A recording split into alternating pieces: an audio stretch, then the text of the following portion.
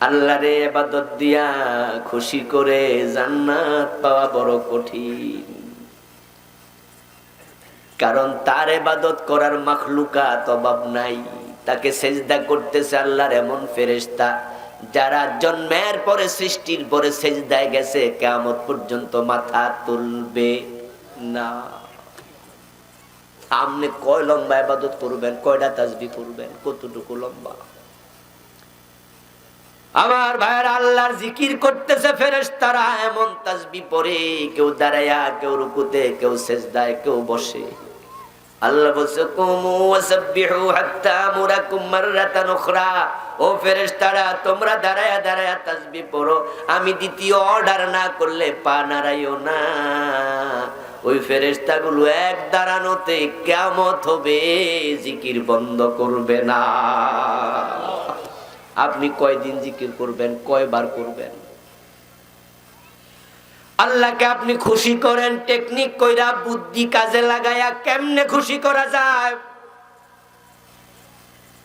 মা বাবার খেদমত করলে আল্লাহ তাড়াতাড়ি খুশি হয়। সন্তান দিনের আলেম বানাবেন, দিনের কাজে লাগাবেন, সম্পদ কাজে লাগায়া মরে যান। কবরে শুয়ে শুয়ে সওয়াব পাওয়া যায়, অটোমেটিক আপনার অ্যাকাউন্টে যোগ হবে, এমন কিছু সিস্টেম ইসলামে আছে না নাই? ইযা মাতাল ইনসান ইনকাতা আনহু আমালু। মানুষ মরে যাবে, আমল নামা ক্লোজ হয়ে যাবে।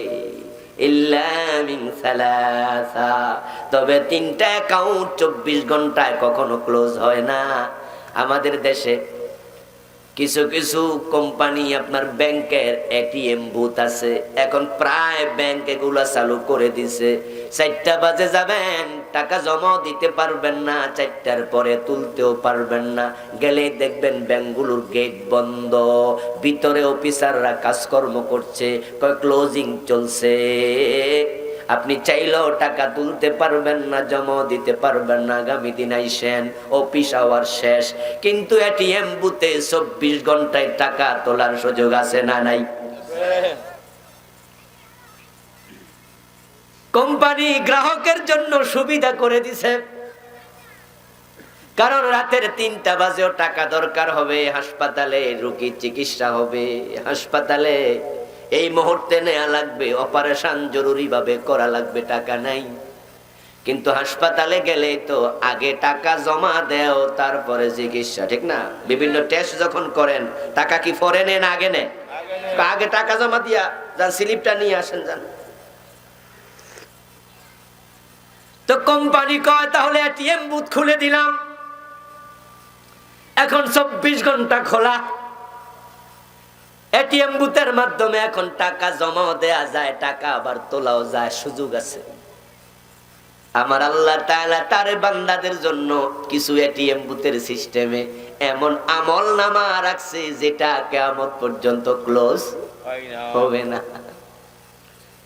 আপনি মরে যাবেন, ও বন্ধু, রেখে গেছেন কোটি কোটি টাকা, এগুলো মানুষ বাগযোগ করে খেয়ে ফেলবে, তারা নেবে, কোনো সওয়াব নাই, আপনি পাইলেন না, সাদাকায়ে জারিয়া। কিন্তু সেই টাকা থেকে কিছু টাকা দিয়া যদি একটা মসজিদ বানায়া দেন, একটা মাদ্রাসা বানায়া দেন, একটা ব্রিজ করে দেন, জনসেবার কাজ করেন, যতদিন এই মসজিদ থাকবে ওই আমল নামায় সওয়াব কিয়ামত পর্যন্ত যেতেই থাকবে। কি সুযোগটা আল্লাহ করে দিছে, কিন্তু আপনাকে আল্লাহ টাকা দিছে, এই কামটা আপনি করলেন না। দোষটা আল্লাহর না আপনার? কথা কয় না কেন ভাই? দোষটা কার? সুযোগ তো আপনার ছিল। আপনার সন্তান আল্লাহ দিছে, সন্তান কে দেয়? আল্লাহ। কথা বলেন আবার, কে দেয়? আল্লাহ। আপনি সন্তান পাইছেন নিজে নিজে? অসম্ভব। কোটি কোটি টাকার মালিক একটা সন্তান হয় না, মনো আছে না নাই? 10টা বছর চলে গেল, 20 বছর চলে গেল। আরে সিলেটে কয়দিন আগে এক জায়গায় একটা মাহফিল করতে গেলাম, একজন মুরব্বীর সাথে দেখা হলো। রাতের বেলা আমাদের রাখলেন, খাওয়ালেন, খুব আদর যত্ন করলেন, নাস্তা পানি করাইলেন। দাড়ি ফাঁকা মুরব্বী। তো আমি জাস্ট এক পর্যায়ে কিউরিসিটি বললাম যে আপনার সন্তান টন্তান কে কি করে, এত আদর করতেছে, একটু খোঁজ খবর নিচ্ছি। বলল সন্তান তো নাই। কত সুন্দর বাড়ি, বর্তমান স্পিকার শিরিন শারমিন চৌধুরী, উনার আত্মীয়, খুব নিকট আত্মীয়,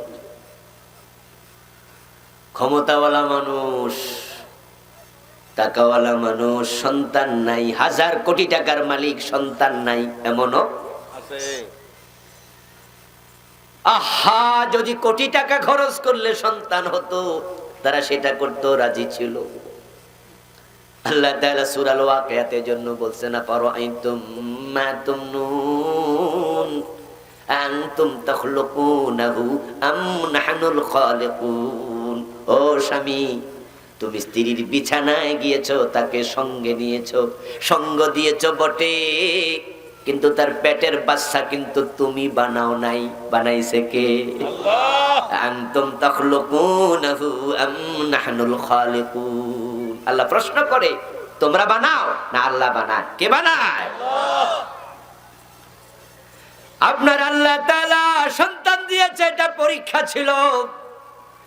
যদি আপনি তাকে মাদ্রাসায় পাঠাইয়া দিতেন, আলেম বানাতেন, আলেম বানায়া আলেম পাশ করায়া ফাজেল কামেল পাশ করানোর সাথে সাথে ডাক্তার হওয়া যায়, ইঞ্জিনিয়ার হওয়া যায়, অফিসার হওয়া যায়, ম্যাজিস্ট্রেট হওয়া যায়। মাদ্রাসা লাইন আলেম পাশ করে ইউনিভার্সিটির প্রফেসর হওয়ার সুযোগ আছে না নাই? আছে। ডাক্তার হওয়ার সুযোগ আছে না নাই? সে নামাজ পড়বে, কোরআন পড়বে, মানুষকে দ্বীনের কথা বলবে। আপনি আপনার সন্তানকে দাওরা মাদ্রাসার মুহতামিম বানাবেন, মুহাদ্দিস বানাবেন, কামেল মাদ্রাসার মুহাদ্দিস বানাবেন। আপনার সন্তান হাজার হাজার মানুষকে দ্বীন শেখাবে। এগুলা হলো উত্তম কাজ। এমন কাজ আপনি এবার মরে যান, আপনার সন্তানের কারণে তাকে সে যত মানুষকে শিখাবে দ্বীন, তারা যতজন আমল করবে, সে শিখেছে সে আরেকজনকে শিখাবে, সে শিখেছে সে আরেকজনকে শিখাবে। এইভাবে যতদিন এই তরতিব চলতে থাকবে, আপনি কবরে বসে সওয়াব পেতে থাকবেন। আল্লাহু আকবার।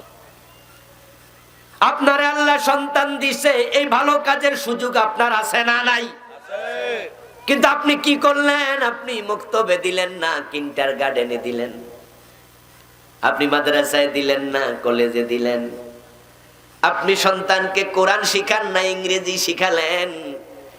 এখন আপনার সন্তান নিজেও নামাজ পড়ে না, তার পরিবারও বেনামাজি হবে। আপনার জানাজার নামাজে সে আসবে, হয়তো টুপিটাও থাকবে না, অন্যের থেকে হাওলাত নিয়ে টুপি মাথায় দেবে।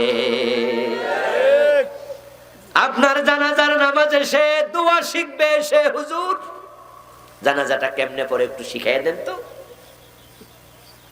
হুজুর বলবে 4 তাকবীরের সাথে এই ইমামের পিছনে ফরজে কিফায়া জানাজার নামাজ পড়ছি, এই হলো জানাজার নামাজের নিয়ম, এটা হলো সিস্টেম। জি হুজুর, মাশাআল্লাহ শিখছি। Engineer, MA pass, BA pass, professor সাহেব, ব্যাংকার সাহেব, ব্যবসায়ী সাহেব এই মাত্র সিস্টেম শিখছে। এখন আল্লাহু আকবার বলে নামাজ শুরু।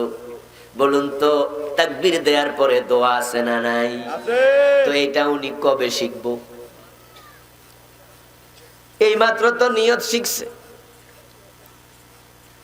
এখন তো দোয়া আছে, তারপরে দুরুদ আছে, তারপরে আবার তৃতীয় তাকবীরের পরে লম্বা দোয়া, যেটা জানাজার, যার জানাজা হচ্ছে, নামাজ হচ্ছে, যার জানাজার নামাজ হচ্ছে, তার জন্য দোয়াটা মূলত তৃতীয় তাকবীরের পরে। আল্লাহুম্মা গফির লি হাজ্জিনা ওয়া মাইয়িতিনা ওয়া শাহিদিনা ওয়া গায়িবিনা, আছে না? আছে। আল্লাহুম্মা গফির লাহু ওয়ারহামহু ওয়াফিহি ওয়াফু আনহু ওয়া আকরিম নুজুলাহু ওয়া ওয়াসি মুদখালাহু। আল্লাহুম্মা গসিলহু বিল মাই ওয়াস সালজি ওয়াল বারদ কামা ইউনাক্কা আস-সাওবুল আবয়াদু মিনাদ দানাস। আল্লাহুম্মা باعد بينه وبين خطاياه كما باعدت بين المشرق والمغرب. اللهم أبدله زوجا خيرا من زوجه وأهلا خيرا من أهله وولدا خيرا من ولده. اللهم نقه من الذنوب. اللهم ادخله الجنة. اللهم أجره من النار. বিশ্বনবী এই তাকবীর দেওয়ার পর অনেক দোয়া পড়তেন। এগুলাই হলো মাইয়িতের জন্য আসল দোয়া। কিন্তু যেই বেটাই মাত্র নিয়ত শিখছে, এত বড় দোয়া শিখবো কোন দিন? সে তো তাকবীর দিয়া দাঁড়ায় আছে, কিছুই জানে না। তার মাধ্যমে তুমি পাইবা না কিছু। অথচ তারে যদি আলেম বানাইতা, তুমি তার দোয়াই শুধু পাইতা না, সাদাকায়ে জারিয়ার সওয়াব পাইতা। কিছু মানুষের চেহারা উজ্জ্বল হবে যারা পরীক্ষায় পাশ করছে, কাজে লাগছে।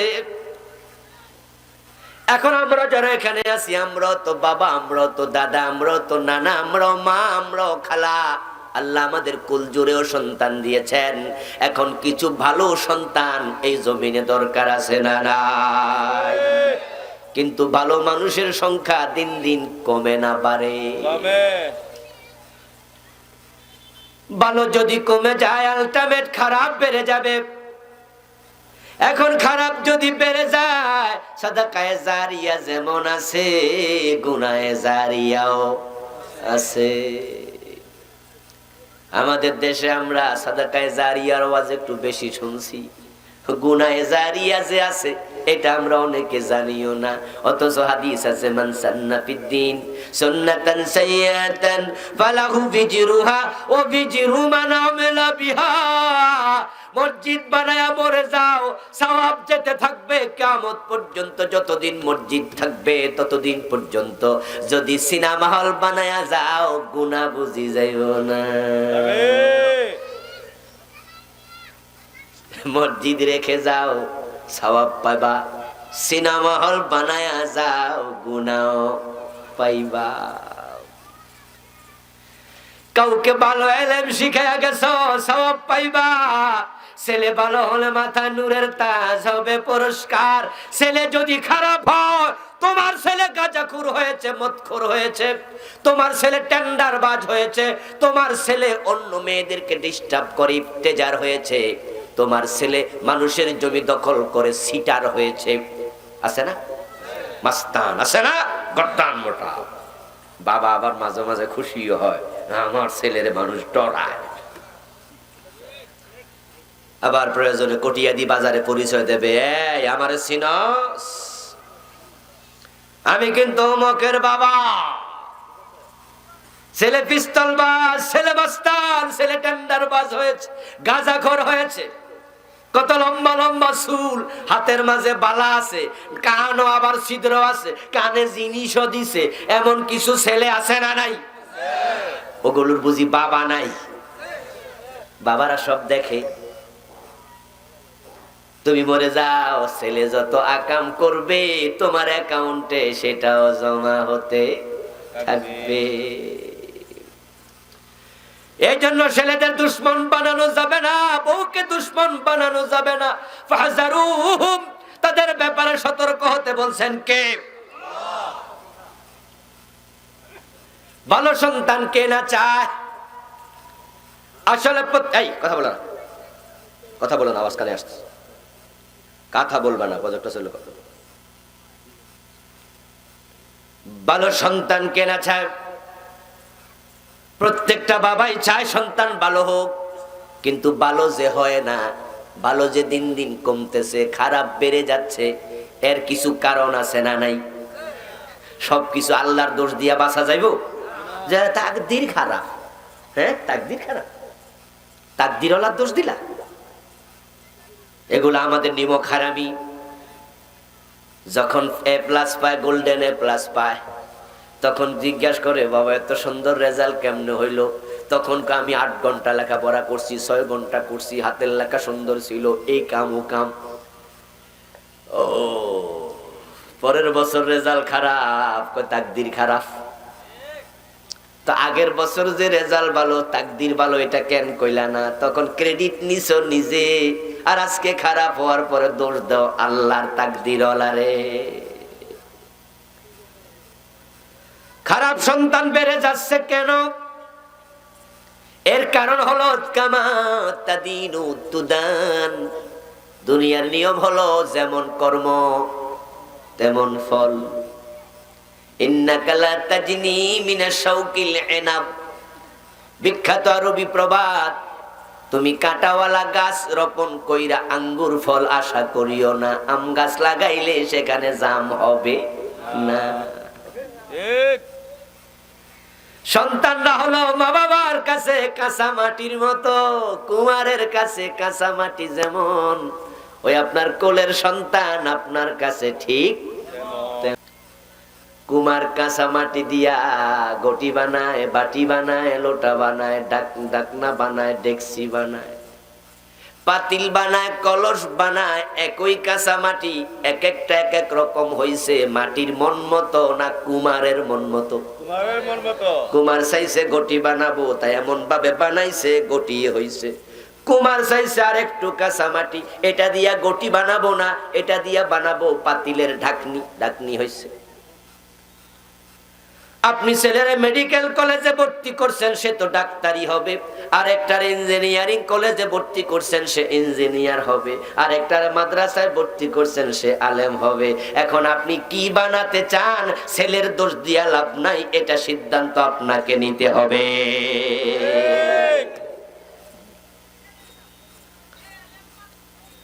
ভালো যে হয় না, দোষ আপনার, দোষ আপনার। ব্যতিক্রম আছে কিছু, হুজুর চেষ্টা করছি, হেফসখানায় পড়াইছি, মাদ্রাসায় পড়াইছি, পারি নাই, পোলাটা যায় না, বাইরে এলেও যায় না, এমন দুই একটা অভিযোগও আছে। এটা ব্যতিক্রম, আল্লাহ আপনারে ধরবে না। যেমন কেনান কাফের, এজন্য নূহ নবীরে আল্লাহ ধরবে না। কারণ নূহ নবী কি চেষ্টা করে নাই? আওয়াজ করেন না, কথা বলেন না। চেষ্টা করছে কিনা? চেষ্টা কিন্তু করছে। যখন ছেলেটা ডুবে যায় তখনও বলছি, ইয়া বুনাইয়ার কাব মানা, ডুবিস না, নৌকায় ওঠ, নৌকায় ওঠ। যখন কেনান ডুবে যায় তখনও বলছে, ডুবিস না, নৌকায় ওঠ। কেনান জানে সে নৌকায় উঠলে কালেমা পয়রা ওঠা লাগবো, তাই এতে রাজি না। ওই নৌকার টিকেটের নাম লা ইলাহা ইল্লাল্লাহ। এই কালেমাটা পরে টিকেট কাইটা নৌকায় ওঠো। ও আমার কলিজার টুকরা ছেলেয়া বুনাইয়া, ইবনি বলে নাই। ইবনুন মানি ছেলে, বুনাইয়া মানি আদরের ছেলে। কত মহাব্বতের ডাক দিছে, ও আদরের ছেলে কেনান ওঠ, ওঠ তাড়াতাড়ি আয়। কেনান দূরে দাঁড়ায়া কয়, না না, আমি তোমার সাথে নাই। সাউবি ইলা জাবালিন ইয়াসিমুনি মিনাল মা। যে পানি চারিদিক থেকে আসতেছে, ও নূহ নবী বাবা আমার, তুমি ভাবছো আমি ডুবে যাব, তোমার সাথে নাই, আমি ওই পাহাড়ের চূড়ায় উঠবো। ইয়াসিমুনি মিনাল মা, পাহাড়ে উঠে গেলে তো আর পানি আমারে খুঁজে পাইব না। নূহ নবী কয়, আজকে পাহাড়ও বাঁচাইতে পারবে না, লা আসিমালিয়াও, পাহাড়ও ডুবে যাবে। হে কয়, পাগলামি করো, জীবনে পাহাড় ডুবছে কোনদিন? নূহ আলাইহিস সালাম বলেছে, পাহাড় আজকে ডুববে, আজকে বাঁচতে পারবি না, ওঠ তাড়াতাড়ি ওঠ। চেষ্টা করছে কিনা? কথা কয় না, দুই চারজন কথা কয়, বাকিরা বলেন না কেন? চেষ্টা করছে কিনা? আপনিও করেন, চেষ্টা করতে থাকেন। কিন্তু আপনি উল্টা পাল্টা জায়গায় দেবেন, তারপরে আবার বলবেন হুজুর মানুষ হয় না, আমার কি দোষ, এসব চলবে না। একজন মহিলা তার বাচ্চা নিয়ে আমার বাসায় আসছে, আমি বাসায় নাই। আমার ওয়াইফের কাছে ওনারে পাইছে, পাইয়া কয়, হুজুরের কাছে একটু দোয়া চাইয়েন, আমি আসছি বলবেন আমার সালাম দিয়ে। তারপরে হুজুরকে বলবেন আমার ছেলের জন্য দোয়া করতে, আমার ছেলে যেন হুজুরের মতো একজন বড় আলেম হয়। যদি আমি বড় নই, ওই মহিলা বলতেছে হুজুরের মতো বড় আলেম বানাইতে চাই, দোয়া করতে বলিয়েন, আমি পাইলাম না। তা আমার ওয়াইফ জিজ্ঞাসা করে, ছেলে পরে কই? ওই হাই স্কুলে, রেডিও কলোনি হাই স্কুল, এটার নাম আর কি, কই রেডিও কলোনি হাই স্কুলে।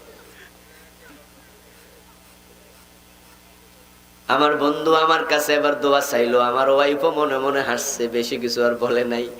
তা আমি কইলাম, সিটাঙের গাড়িতে উইঠা যদি কো আল্লাহ আমারে ডাকা নিও হইব। পরে কয়া দিব, আমি তো চেষ্টা করছি। আসলে এটা নয়, যথাযথ চেষ্টা দরকার আছে না নাই? যথাযথ চেষ্টা করে এবার দোয়া শুরু হবে। আগে বিয়াটা করো, তারপরে এবার কও আল্লাহ আমার বাচ্চা দেও। তুমি বিয়া করার আগে যদি কো বাচ্চা চাইছি, আল্লাহ দেয় না। কোন সন্তান খারাপ হয়ে আসে নাই, খারাপ হওয়ার জন্য আপনি দায়ী। এই পুরা কটিয়াদি থানায় যত আলেম আছে, যত মাদ্রাসার শিক্ষক আছে, মসজিদের ইমাম খতিবেরা আছে, তালিকা করেন, করে করে সাক্ষাৎকার নেওয়া শুরু করেন। কয়জন কামেল দাওরা পাস হুজুরের ছেলে মদ খায়? যদি আলেম পাওয়া যায় ৫,০০০, তাদের সন্তান মদ খায় এমন ২-১ জন পাওয়া খুব জটিল, খুব জটিল। পাবেন না, পাবেন না। কারণ আলেমের সন্তান মদ খাবে কেমনে? আলেমরা তো মদ খায় না, আলেমরা তো বিড়ি টানে না। ২-১টা যদি পান সেটা কেনানের মতো, ঠিক না? এরপরে আবার কেউ কেউ বলবেন, হুজুর অমুক তো কোনো চেষ্টা মেষ্টা করে নাই, বাপে নাই, হইছেই বাপ ছাড়া, মানে মায়ের পেটে থাকতে বাপ মরে গেছে, আছে না? হুজুর ও যে বড় আলেম হয়ে গেছে, আমনে কোন আমরার দোষ, হে হইল কেমনে? আমি বলবো এটা হলো ইব্রাহিমের বাবার মতো, বাবা কাফের, আল্লাহ ছেলেরে নবী বানাইয়া দিছে। এগুলো রেয়ার কেস, এক্সেপশনাল ম্যাটার। ২-১টা ব্যতিক্রম হবে, ব্যতিক্রম উদাহরণ হয় না। আপনার সন্তান ভালো হোক যদি আপনি চান, তাহলে আমি আপনাকে কয়েকটা টিপস দিয়ে যাই। আমার মায়েরা, আপনারাও চান সন্তান ভালো হোক। ভালো সন্তান চাইলে আপনাকে উদ্যোগী হওয়া লাগবে। কারণ বলছিলাম সন্তান কাঁচা মাটির মতো, তাকে আপনি চাইলে সারও বানাইতে পারবেন, চাইলে হুজুরও বানাইতে পারবেন। প্রথম কাজ হবে সন্তানের জন্য আল্লাহর কাছে মন খুলে দোয়া করা, বেশি বেশি দোয়া, বেশি বেশি দোয়া। কারণ ভালো মন্দ যাই হয় না কেন, প্রত্যেকটাতে আল্লাহর কুদরত আছে না নাই? আপনি বলেন না, আল্লাহ তুমি যদি মুশরিক আজরকে ইব্রাহিমের মতো সন্তান দিতে পারো, আমি তো মুশরিক নই, আমি তো মুমিন, আমি তো তোমার গোলাম, আমি তো তোমারে ভালোবাসি, আল্লাহ তুমি আমারও একটা নেক সন্তান দাও। বারবার বলতে থাকলে আল্লাহ যদি টিক চিহ্ন দিয়ে দেয়, আপনার ছেলে ইমাম আবু হানিফার মতো, ইমাম বুখারীর মতো বড় আলেম হতে পারবে। নবী আর আসবে না, কিন্তু ইমাম বুখারীর মতো আলেম আসবে না, এমন কথা তো কোরআন হাদিসে নাই। এই জন্য আল্লাহ দোয়া শিখাইছে, বাবা দোয়া করো, রব্বানা হাবলানা মিন আজওয়াজিনা ওয়া যুররিয়াতিনা কুররাতা আয়ুন ওয়াজআলনা লিল মুত্তাকিনা ইমামা। সুবহানাল্লাহ। আল্লাহ তাআলার বক্তব্য, আপনি আল্লাহর কাছে বলবেন, আল্লাহ এমন সন্তান দাও যেন চোখটা জুড়াইয়া যায়। অনেকে আছেন সন্তানের ভালো করার চেষ্টায় অতিষ্ঠ, ভালো করতে চান, ভালো হচ্ছে না, পড়ে না, অমনোযোগী, দুষ্টামি করে। অনেকে দোয়া চায়, হুজুর ছেলেটা মোবাইলে এত বেশি গেম খেলে, ফিরাইতে পারি না, স্কুলে পাঠাই, মাদ্রাসা পাঠাই, যাইতে চায় না। আমরা তখন বলি আল্লাহর কাছে বেশি বেশি দোয়া করতে থাকেন, বেশি বেশি দোয়া করতে থাকেন। আল্লাহ দোয়া কবুল করলে মানুষের অন্তর আল্লাহর 2 আঙ্গুলের মাঝখানে, চাইলে তিনি আবার ফিরিয়ে দিতে পারেন। মা বাবার দোয়া কবুল হয়, কবুল হয়। ইব্রাহিম দোয়া করছে না, রব্বি হাবলি মিনাস সালিহিন, আল্লাহ একটা নেক সন্তান দাও। আল্লাহকে ঠিক আছে যাও, ইসমাইল রে দিয়ে দিলাম। সুবহানাল্লাহ, সুবহানাল্লাহ। ইসমাইল পাইয়া গেছে দোয়া কইরা। হযরত জাকারিয়া আলাইহিস সালাম দোয়া করছে, আল্লাহ কই যাও ইয়াহইয়া রে দিয়ে দিলাম। সুবহানাল্লাহ, সুবহানাল্লাহ।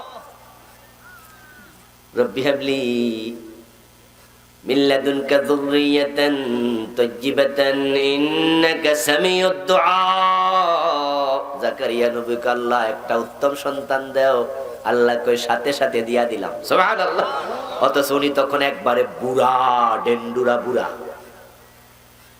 হযরত জিবরিল আমিন এসে যখন জানালেন, ইন্নাল্লাহ ইউবাশশিরুকা বিগুলাম, ও জাকারিয়া আল্লাহ আপনাকে একটা সন্তানের সুসংবাদ দিচ্ছে। সুবহানাল্লাহ। আপনি যে দোয়া করছেন না, হুয়া কাইমুন ইউসাল্লি ফিল মিহরাব উনি মারিয়ামের রুমের মাঝে নামাজে দাঁড়ায় দোয়াটা করছিল। মারিয়ামের রুমে যখন অমৌসুমী ফল দেখলো, জিজ্ঞাসা করলো আন্না লাকে হাজা, এই ফল তুমি পাইলা কই? মারিয়াম কে হুয়া মিন ইনদিল্লাহ, আল্লাহ পাঠাইছে। জাকারিয়া নবী কয় কয় কিরে এই মৌসুমে ল্যাংরাম আসলো কোত্থেকে? কটিয়াদি বাজার। একবারে মনের পর মন পাওয়া গেছে এখানে চোষাম ল্যাংরাম। দোকানদারের কয় দোকানদার এগুলো পাইলা কই? দোকানদার কয় আল্লাহ পাঠাইছে। জাকারিয়া নবী কয় আল্লাহ যদি অমৌসুমে ফল দিতে পারে, বুড়ো বয়সে সন্তান দেওয়ার ক্ষমতা আছে না নাই? তো রব্বি হাবলি মিন লাদুনকা এভাবে দিবা, রব্বি হাবলি মিন লাদুনকা যুররিয়াতান তাইয়্যিবা, ও আল্লাহ আমারও একটা নেক সন্তান দাও। আল্লাহ জিবরিলকে কয় তাড়াতাড়ি যা, কবুল হয়ে গেছে। সুবহানাল্লাহ, সুবহানাল্লাহ। শুধু সন্তানে দিলাম না, ইসমুহু ইয়াহইয়া, আমি আল্লাহ তার নামও রেখে দিলাম। সুবহানাল্লাহ। সাজ্জাদান ওয়া হাসুরা ওয়া নাবিয়্যাম মিনাস সালিহিন, সে উত্তম সন্তান চাইছে, উত্তম সন্তান দিলাম। শুধু উত্তম না, তারে আমি নবী বানায়া দিলাম। বাবা নবী, ছেলেও নবী, ইব্রাহিমও নবী, ইসমাঈলও নবী। আল্লাহু আকবার। এবার বলুন তো আল্লাহর ভান্ডারে কি অভাব আছে? সবাই বলতে হবে আল্লাহর ভান্ডারে অভাব আছে? চাইলে চাওয়ার মতো দেওয়ার ক্ষমতা আছে না নাই? ইবলিস চাইছিল, আল্লাহ ইবলিসেরও দিছে।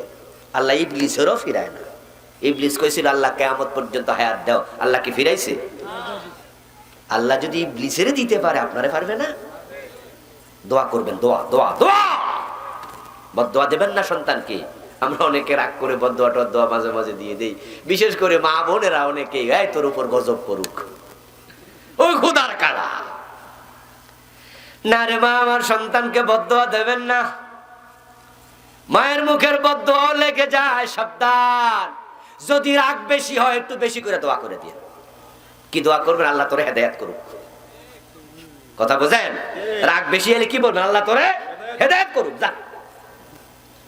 কাবার একজন ইমাম আছে বড় কালো। ওই কালো ইমাম সাহেবের একটি সাক্ষাৎকার বললাম, বর্তমানেও আছে তিনি। সাক্ষাৎকারে তিনি বললেন আমার মায়ের বদদোয়ার কারণে আমি কাবার ইমাম হইছি। সাংবাদিক আশ্চর্য হইয়া জিজ্ঞাসা করে, বলে কি? উনি কয় হ্যাঁ, একদিন আমি ছোট্ট খেলাধুলার বয়সে মা আমারে ডাক দিছে, এদিকে এদিকে। আমি মারে বলছি এখন খেলতাম না, আমি খেলতে যাই। মা তখন কয় যা যা, কাবার ইমাম হইয়া যা।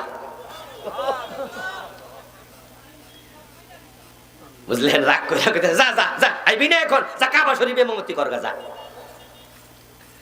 আমি অযোগ্য মানুষ, কালো মানুষ। আমার মা যে কইছিল যা যা কাবার ইমামতি করগা, আমার আল্লাহকে ঠিক চিহ্ন দিয়া দিলাম। ভালো সন্তান যদি চান, ভালো মা দেন। মা হলো সন্তানের জন্য ফ্যাক্টরির মতো। মায়ের পেটে সন্তান জন্ম নেয়। যে মায়ের পেট ভালো, যে মায়ের মন ভালো, যে মা পর্দা করে, যেমন ঝিনুকের ভিতরে মুক্তা তৈরি হয়ে যায়, ওই ঝিনুকটা শ্যাওলার মতো ভাসে না, ওই ঝিনুকটা থাকে সমুদ্রের গভীরে। যে মা পর্দাওয়ালা হয়, তার পেট থেকে আল্লাহর ওলি জন্ম নেবে।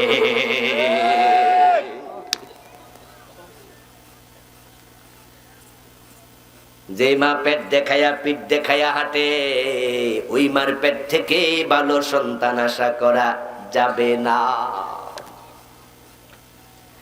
এই জন্য আমার মায়েরা, আমার বাবারা, শুনুন, বিয়ে করাতে যাবেন মেয়ে, আগে জিজ্ঞাসা করবেন পর্দা করে কিনা।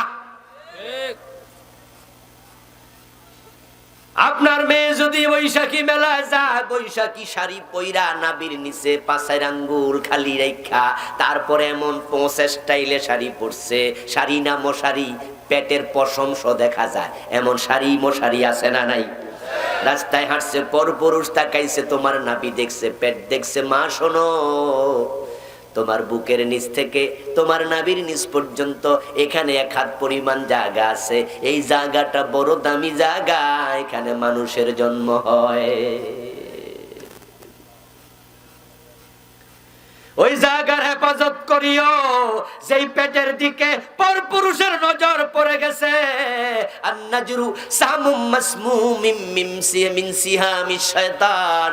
রাসূলের বক্তব্য, পরপুরুষের খারাপ নজর হলো শয়তানের বিষ মিশানো তীর। আন-নাজরু সামুম মাসমুম বিষ মিশানো তীর মিন সিহামিশ শায়তান। যেই বুক পর পুরুষ দেখে ওই বুকের দুধ খাইয়া সন্তান ভালো হবে না। মায়ের কোল হলো সন্তানের জন্য ইউনিভার্সিটির মতো হেদনুল উম্মাহাত হিয়াল মাদ্রাসাতুল লিল বানিনি ওয়াল বানাত। মা যদি ইংরেজ হয় সন্তান ইংরেজি শিখে, মা যদি আরবিয়ান হয় সন্তান আরবি ভাষায় কথা বলে, মা যদি বাঙালি হয় সন্তান বাংলা ভাষায় কথা বলে, মা নজি নামাজি হয় সন্তান নামাজি হয়ে যায়, মা যদি বেপর্দায় চলে সন্তান পর্দাওয়ালা হয় না। এজন্য ভালো মা দিও, ভালো মা, ভালো মা। হযরত ওমর রাতের বেলায় ঘুরতে যাইয়া মা মেয়ের কথা শুনেছে, দুধে পানি দাও। গল্পটা মনে আছে না নাই? ওই মেয়েটাকে ছেলের বউ বানাইছে, কারণ তিনি শুনেছেন মা বলে দুধে পানি দাও, মেয়ে বলে ওমরে মানা করছে। মা বলে ওমর তো দেখবে না, মেয়ে বলে ওমরের আল্লাহ তো দেখে। ওমর গল্প শুনে বুঝেছে মেয়েটার কলবের মাঝে তাকওয়া আছে, এটাই দরকার, ছেলেরে বিয়ে করাইছে। কত বড় শিক্ষিত সেটা তালাশ করা দরকার না, এটা পরে পরে পরে। এমএ পাশের অভাব নাই, বিএ পাশের অভাব নাই, কিন্তু ভালো মার বড় অভাব। তাই মেয়েটা কোরআন পারে কিনা, পর্দা পরে কিনা, এই বিষয়গুলো খেয়াল রেখে ছেলেকে বিয়ে করাতে হবে। এখন ছেলের বাবার আজকে সিদ্ধান্ত নিল আমরা পর্দাওয়ালা মেয়ে বিয়ে করাবো, কোরআনওয়ালা মেয়ে বিয়ে করাবো। কিন্তু মেয়ের বাবারা যদি মেয়েকে পর্দা না করায়, কোরআন না পড়ায়, ছেলের বাবারা ভালো মেয়ে পাবে কই? এজন্য মেয়ের বাবারাও উদ্যোগী হওয়া দরকার আছে না নাই? তোমার মেয়েকে বোরকা সিলাইয়া দিবা ডেফিনেটলি। ক্লাস 3-4 ওঠার পরে তার মাথায় স্কার্ফ পরাবা। যখনই তার বুকের মাঝে সৌন্দর্য মেলে আসবে, বুঝবা বুকটা সৌন্দর্য আসছে, তাকে অবশ্যই বোরকা সিলাইয়া দিবা। পরপুরুষের নজর তোমার মেয়ের বুকে পড়তে দিবা না। বোরকা পরায় মেয়েটা পাঠাও বাবা, পর্দা করাও, তোমার মেয়েকে কোরআন পড়াও, তুমি হাসান হোসাইনের মতো নাতি পাইবা।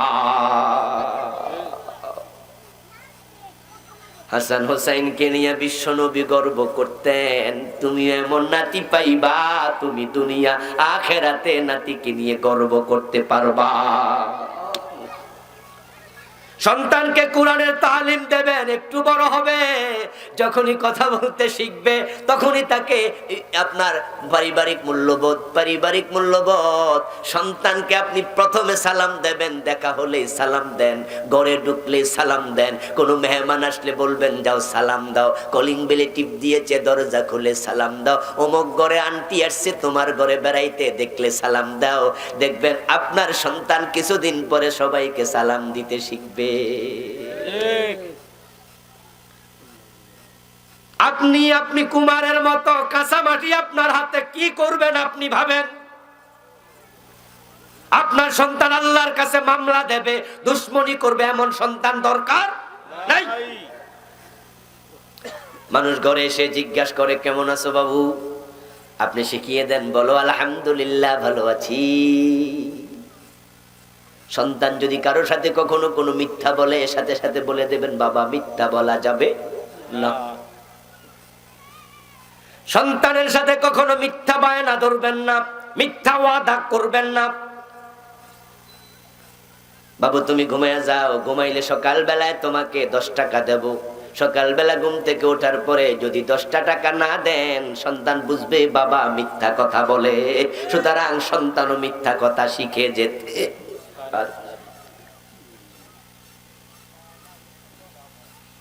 স্কুল থেকে আসার সময় আপনার সন্তান ব্যাগের মাঝে 2টা পেন্সিল নিয়ে ফিরেছে, অথচ আপনি দিছেন একটা। মা জিজ্ঞাসা করে কিরে বাজান একটা পেন্সিল নিছ, 2টা আসলো কোত্থেকে? ছোট মানুষ বলে টেবিলের উপরে পাইছি, স্কুল থেকে নিয়ে আসছি। আপনি সাথে সাথে বলে দেন বাবা পরের জিনিস আনতে নাই। পরের দিন স্কুলে রওনা দিছে, তার পেন্সিলটা তার হাতে দিয়ে দেন। তারপরে বলে দেন টেবিলের উপর রেখে এসো, এটা আর আনবা না কোনোদিন। এই সন্তান লাখ টাকা পরে থাকলো ধরবে না। মায়ের সেই অর্ডার, মায়ের উপদেশ তার কলিজার মাঝে পাথরে খোদাই করার মতো খোদাই হয়ে যাবে। যদি আপনি মুস্কি হাসি দিয়ে কোন ভালো হয়েছে, পেন্সিল আনসত, মাশাআল্লাহ আমার পুতের বুদ্ধি আছে। এমন কিছু মা বাবা আছে না নাই? কয় বুদ্ধি আছে মাশাআল্লাহ। হ্যাঁ, স্কুল থেকে আসার সময় কাঁচামরিচ আনছে, কাঁচামরিচ মা খাইতে হইছে দুপুর বেলা। মেয়েটা তার স্কুলের ব্যাগ থেকে খুলে মারে দিছে। মা কাঁচামরিচ কসকসা, কই পাইছস কই ফাতেমা? ফাতেমা কয় রাস্তার পাশে খেতে চুলালি আইছি। মা কয় মাশাআল্লাহ বুদ্ধি আছে।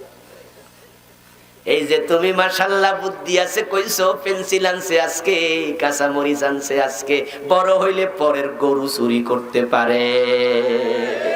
এই জন্য সন্তানের দোষ বেশি না মা বাবার দোষ বেশি? আরে বাবা বিড়ি খায়, ছেলেরে দিয়া বিড়িতে আগুন লাগায় আনে, এমন বাবা আছে না নাই? এ আব্দুল্লাহ কইরে ফুত, ফুতে কয় কি বাবা? জোহরের নামাজ, জোহরের খাইয়া টাইয়া রান সাওয়ারের পরে শুইয়া শুইয়া ছেলেরা ডাইকা কয় পাকঘর থেকে একটা বিড়ি ধরাই আনতো। ছেলের সামনে বিড়ি টানে এমন বাপ আছে না? তো হে তোমার থেকে কি শিখবো? এটাই তো শিখবো, এটা স্বাভাবিক। সন্তান বড় অনুকরণ প্রিয় হয়। মনে রাখবেন, সন্তানের কাছে তার বাবার চেয়ে বড় কোনো নায়ক নাই। বাবা হলো সন্তানের কাছে সবচেয়ে বড় হিরো। ডাক্তারের ছেলেরা বলে ডাক্তার হতে চাই, ছোটবেলায় অবুঝ অবস্থা জিজ্ঞেস করবেন। ইঞ্জিনিয়ারের ছেলেও বলবে আমার বাবার মতো হব। আমার সন্তানকে অনেকে জিজ্ঞাসা করে, ছোটগুলো, বড়গুলো তো বুঝ হইছে, ছোটটিরে জিগা তুমি বড় হইলে কি হইবা? কাব্বার মতো হুজুর হম। বাবা হলো সন্তানের কাছে বড় মহানায়ক। এখন আপনি যদি বিড়ি টানেন, সন্তান তো এটা শিখবে। আপনি যে বাবা, আপনি বললেন বিড়িটা ধরাই আন, সন্তান বিড়ি ধরাইতে পাক ঘরে গেল, চুলার মাঝে আগুন লাগাইয়া ডানে বামে তাকায়া মনে মনে কয় আমার আব্বা যে এত চোখ বন্ধ কইরা টান মারে, আল্লাহ জানে কি মজা এটার ভিতরে আছে। এত ডানে বামে তাকায়া দুই একটা টান মারার সম্ভাবনা আছে না নাই? তোরে বিড়ি খাওয়া শিখাইলো কে? সাবধান, নাম রাখবেন ভালো দেখে, ভালো নাম, ভালো মূল্যবোধ। কোরআন হাদিসের চর্চা আপনাকে দিতে হবে। আমাদের পরিতাপ, সরকার উদ্যোগ নেয় নাই। যদি সরকার উদ্যোগটা নিত, প্রাইমারি স্কুলে কোরআন ঢুকাইয়া দিত, তাহলে ঘরে ঘরে কোরআনের আলেম তৈরি হয়ে যেত। এটা আমাদের জন্য বড় পরিতাপ, বড় আফসোস। আমাদের সরকারে 50 বছরে এটাই বুঝলো না, আমরা বুঝাইতে পারলাম না। অথচ পৃথিবীর প্রায় মুসলিম কান্ট্রিতে কোরআন শিক্ষা বাধ্যতামূলক। কাবার সামনে বসে আছি, রমজান মাস, আসরের নামাজ পড়েছি, আসর থেকে মাগরিব পর্যন্ত কোনো কামকাজ নাই, নফল নামাজও নাই, কিচ্ছু নাই। তাই বসে বসে কাবার গিলাফের দিকে তাকাই আছি, কারণ কাবার দিকে তাকাইলেও সওয়াব আছে না নাই? তাকাইলেও সওয়াব। আমার ডান পাশে দেখি এক আল্লাহর বান্দা কোরআন তেলাওয়াত করছে। তার তেলাওয়াতটা কানে আসলো, কি সুমধুর কণ্ঠ, দারুণ তেলাওয়াত, একেবারে বিশুদ্ধ, যে তেলাওয়াত আমিও পারি না। তাকে দেখি বেটা একবারে সপ্পান সপ্পা, খালি গাল, একটা দাড়িও নাই, পুরা শেভ করা, ক্লিন শেভ, কিন্তু তেলাওয়াতে আমি মুগ্ধ। আমি তাকে মুস্কি হাসি দিলাম, সে আমার দিকে তাকাইয়া তেলাওয়াত বন্ধ করে সালাম দিল। আমি ওয়ালাইকুম আসসালাম বললাম। জিজ্ঞাসা করলাম মিনাইনা আনতা, আইসেন কোত্থেকে? হর প্রমিও, কয় কি মিন ইজিপ্ট, ইজিপ্ট থেকে আসছি, মিশর থেকে। জিজ্ঞাসা করলাম আনতা হাফিজুল কোরআন, আপনি কি কোরআনের হাফেজ? যেই তেলাওয়াত আপনি দিছেন, হাফেজ না হলে এটা পারার কথা না। সে হাসি দিয়ে কয় আলহামদুলিল্লাহ আমি হাফেজ। কিরে দাঁড়ি নাই মোস নাই? কয় কিরে হাফেজ। জিজ্ঞাসা করলাম মাহেরফাতু, কি করেন, পেশা কি? আনা মুহান্দিস, আমি একজন ইঞ্জিনিয়ার। আরো আশ্চর্য হলাম, ইঞ্জিনিয়ার কোরআনের হাফেজ। কই কিরে, আমাদের দেশে কত ইঞ্জিনিয়ার দেখে দেখে কোরআন তেলাওয়াতটাই করতে পারে না। আমার বন্ধু, এরকম কত দেশ পৃথিবীর আছে যেখানে কলেজে হাই স্কুলে কোরআনের চর্চা হচ্ছে। সরকার কত সাবজেক্ট ঢুকাইছে। আমাদের সময় সাবজেক্ট ছিল 10টা 11টা, এখন ইন্টারমিডিয়েট লেভেলে 14-15টা, এসএসসি লেভেলও বাংলা হয়ে গেছে 200, ইংরেজি হয়ে গেছে 200 নাম্বার। আমাদের সময় কত ছিল? কথা কোন? 100। আমাদের সময় 100 ইংরেজি, 100 বাংলা, এখন 200। এখন কম্পিউটার সায়েন্স ঢুকে গেছে ইন্টারমিডিয়েট লেভেলে, ক্লাস 9 10ও আছে। তখন আমাদের সময় ছিল না। এখন শারীরিক শিক্ষা ঢুকছে, আরো কত ঢুকছে। এগুলোর খুব গুরুত্ব, কিন্তু কোরআনের কোনো গুরুত্বই নাই। অথচ এটাই ছিল সবচেয়ে বেশি গুরুত্বপূর্ণ। ইংরেজি শিখা দরকার নাই, না শিখলে আল্লাহ ধরবো না। শিখা হলো মোবা, লাভ আছে, না শিখলে কোনো লস নাই। অঙ্ক না মনে আছে,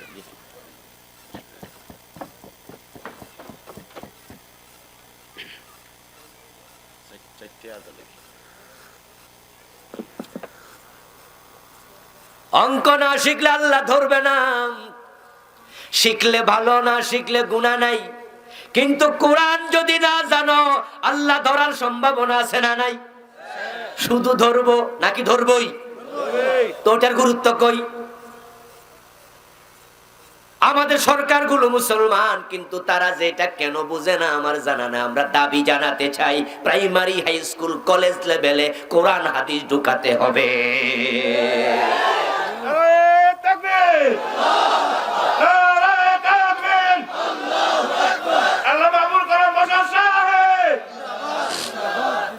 আমার বন্ধু, প্রাইমারিতে যদি কোরআন ঢুকায় দেয়া যেত, ক্লাস 1 আলিফ বা তা সা কায়দা শেষ, ক্লাস 2 তে কোরআন শরীফ পড়া শুরু, ক্লাস 3 তে কোরআন রিডিং পড়া শেষ, ক্লাস 4 5 থেকে আলাম তারা 10টা সূরার অর্থ শেষ, ক্লাস 6 থেকে সূরা বাকারা শুরু করে দাও, 30 পারা পড়ায়া দাও।